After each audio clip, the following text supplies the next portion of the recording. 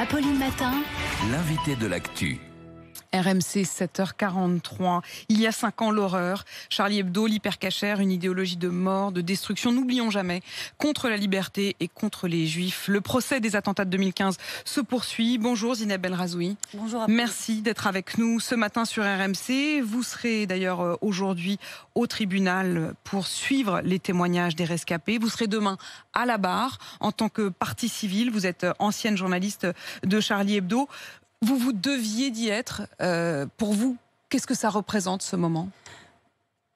Je devais y être absolument. Pour moi, la question ne se posait pas. Je devais y être par justice envers les morts, parce que c'est le moment d'abord où on va voir en face ceux qui ont contribué à leur triste sort.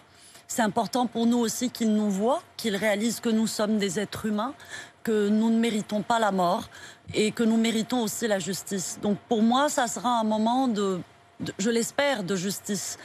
Et ça sera aussi l'occasion de parler de cette grande absente du banc des accusés, c'est-à-dire l'idéologie qui a tué mes collègues et qui a tué toutes les autres victimes, celles de l'hypercachère, les policiers, l'idéologie islamiste. J'espère que ça sera aussi son procès.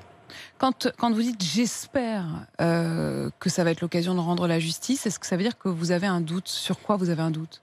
Eh bien, écoutez, je pense qu'un crime terroriste, c'est-à-dire un crime politique et idéologique comme celui de Charlie Hebdo et comme les autres attentats islamistes, ne sont pas de vulgaires crimes de droit commun. Vous voyez, par exemple, si après la Seconde Guerre mondiale, on s'était contenté de juger les crimes nazis comme de vulgaires crimes de droit commun, sans faire le procès de l'idéologie, sans interdire ces manifestations littéraires, associatives, où en serions-nous aujourd'hui ? Moi, je pense que nous avons face à nous un tueur en série. Ce tueur en série s'appelle le terrorisme islamique. Il a tué à Charlie Hebdo, à l'hypercachère, à Nice, au Bataclan.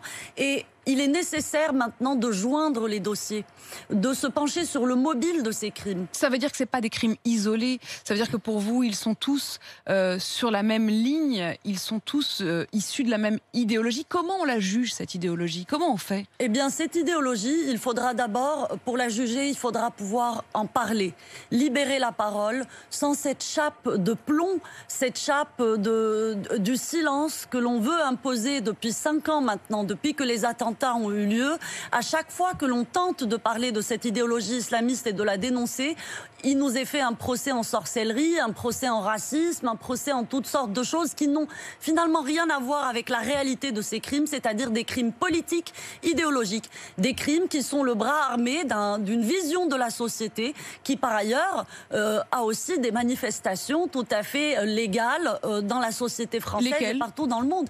Eh bien, par exemple, lorsque on entend tous ces gens qui disent « je ne suis pas Charlie », des gens, vous savez, qui condamnent comme ça verbalement les attentats, qui sont par ailleurs un crime de masse, condamnés par la justice, mais qui nous disent « ok, je condamne les attentats, mais en somme, je veux la même chose que les frères Kouachi, c'est-à-dire je veux que Charlie Hebdo cesse de dessiner les caricatures ». Nous avons bien vu, par exemple, là, lorsque le journal Charlie Hebdo a ressorti les caricatures, premièrement, il y a eu une conspiration de silence, encore une fois, dans la presse, qui on en a parlé ici même, on en a parlé absolument. Un peu partout quand même. Un seul journal, il me semble, Causeur, a repris les caricatures, sinon le reste de la presse ne l'a pas fait. Ont pas tout à fait reproduit intégralement, ou alors parfois ont un peu masqué. Ce que vous voulez dire, c'est qu'il y a une forme d'hypocrisie ? C'est qu'il y a une forme de terreur intellectuelle qui s'est répandue. Il y a un recul des libertés d'expression, de la liberté d'expression depuis les attentats de Charlie, qui est indéniable. Aujourd'hui, si la plupart des journaux français n'ont pas repris ces caricatures, ce n'est évidemment pas parce qu'elles n'avaient pas de valeur informative. Tout le monde sait que c'était un événement. Ce n'est pas parce qu'elles ne les font pas rire, c'est parce qu'ils ont peur. Alors, je pense que j'espère que ce procès sera aussi l'occasion d'affronter cette peur. Mais vous pouvez comprendre qu'ils aient peur ? Bien sûr, la peur est humaine, mais elle est inacceptable parce que une censure qui nous est imposée par les Kalachnikov, ils appellent ça respecter leurs croyances, mais respecter une croyance, sinon on est passé à la Kalachnikov, ça ne s'appelle pas vraiment le respect, vous voyez. Et puis de toute façon, depuis quand faire des caricatures est un manque de respect? Il y a la liberté d'expression, c'est un droit inaliénable, c'est quelque chose qui nous concerne tous. Si un journal le perd en France, ça veut dire que tous les Français l'ont perdu. Et j'espère que ce procès sera l'occasion de réaffirmer ce droit et surtout de le récupérer. C'est d'autant plus fort de vous entendre parler de la question de la peur, puisqu'on sait que vous-même, vous êtes une des femmes les plus menacées de France. Vous vivez sous protection policière 24 heures sur 24 depuis justement janvier 2015. Comment on vit ça au quotidien? On ne peut pas s'y habituer. On ne peut pas s'habituer au fait de vivre entouré par des hommes armés dans son propre pays, dans son quotidien, de devoir organiser la moindre sortie, même sortir prendre un café, je dois l'organiser avec le ministère de l'Intérieur en quelque sorte, en tout cas avec les gens qui s'occupent de ma protection. C'est une perte d'insouciance, c'est une perte de liberté. Et ce que je voudrais dire, c'est que il n'est pas normal en France que des gens comme moi, qui n'ont jamais fait de mal à une mouche, qui sont pacifiques et qui n'ont fait qu'exercer leur liberté d'expression, vivent aujourd'hui de cette façon-là en plein cœur de Paris. Cela devrait interpeller tout le monde parce qu'en réalité, nous sommes la partie visible de l'iceberg et nous sommes ceux qui sont protégés, parce que je ne suis pas la seule, pour les mêmes raisons que moi. Nous sommes le signe que quelque chose est en train de pourrir quant à nos droits et à nos libertés. Donc personne ne devrait s'habituer à ça. Et j'espère en tout cas qu'un jour, les hommes qui me protègent seront plutôt à la traque des méchants plutôt qu'à la protection des gentils. Quand vous dites on a du mal à pouvoir dire les choses, Emmanuel Macron, il parle aujourd'hui d'hydre du terrorisme islamiste. Les mots sont là tout de même.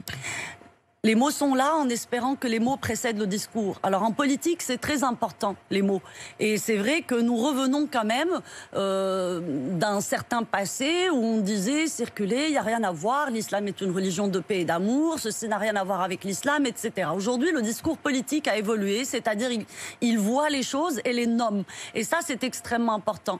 Maintenant, de cette prise de conscience doivent suivre les actes, parce que je ne pense pas que qu'en se contentant de juger ces crimes abominables comme des crimes de droit commun, on viendra à bout de cette idéologie qui tue, qui a d'ailleurs tué des centaines d'autres personnes après les attentats de Charlie Hebdo et qui continue aujourd'hui encore à tuer en Europe ou dans le monde. Et Gérald Darmanin parlait il y a quelques jours d'une menace encore extrêmement présente en France. Merci beaucoup Zineb El Razoui d'être venue sur RMC ce matin. Je rappelle que vous êtes bien sûr ancienne journaliste à Charlie Hebdo, aujourd'hui écrivain, et vous serez à la barre demain pour ce procès évidemment que l'on continuera à suivre. Merci à vous.